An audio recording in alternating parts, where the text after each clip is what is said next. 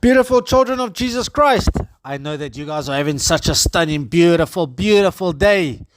It's another day. It's another day to glorify His name. It's another day to live out the promises that He has blessed us with. Live everything out, because you know why? We are children of God, and everything we do for the glory of Him, because He made us. He's our Creator. But before I get too excited and get off point, I want to come to something that we all do, that I think none of us are susceptible to, something that we're all not proud of, sometimes we're ashamed of, is when we complain. And we all know people who complain, and we all complain. If you've never complained in your life, then please switch lives with me now, because I want that type of life where I never complain about anything. And I know I'm guilty of this, and this is something that at times I get deeply ashamed of, and I've always got someone reminding me that I shouldn't be complaining. And you know, it's going to make a day when she hears this, but I won't admit this out loud to her.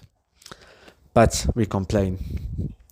And you know, when life gets tough, we complain even more instead of pressing down in trust, in faith, coming to the Lord and saying, Lord, what now? Where's the blessing in this? What is the trial that I've got to overcome here? What is it that you're trying to show me here? And you know what? We all get impatient. I was actually speaking this morning to a dear friend, Dion, and he was busy saying patience. We never pray for patience, but God makes us patient about something.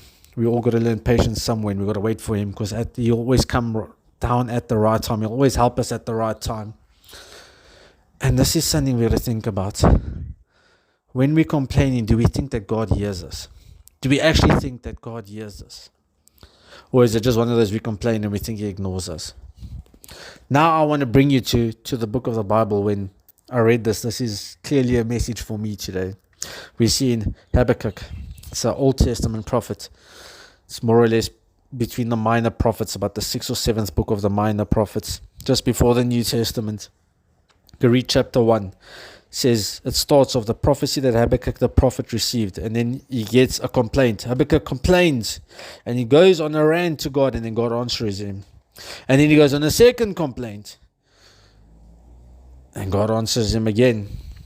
But look at this, what God says to him after he complains.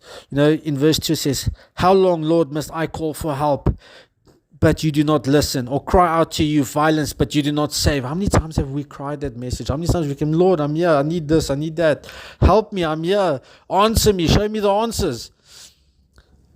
And then we see nothing. It feels like we see nothing, or nothing is happening. It was like, okay, but Lord's not hearing me. But why isn't the Lord hearing me? Am I doing something wrong?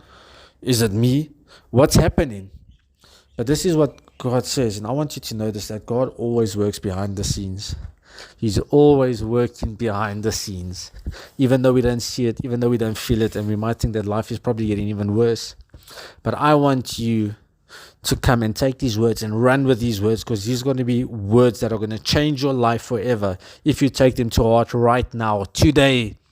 It says, verse 5, the Lord's answer.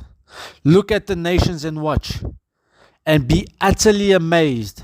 For I am going to do something in your days that you would not believe, even if you were told. So guys, even if God told us before the times, we're not going to believe it. Now is the time. This is where faith comes in. Is believing in something that we cannot see. Is believing in the promises of God, believing in His word. He's sitting back and saying, Lord, amaze me.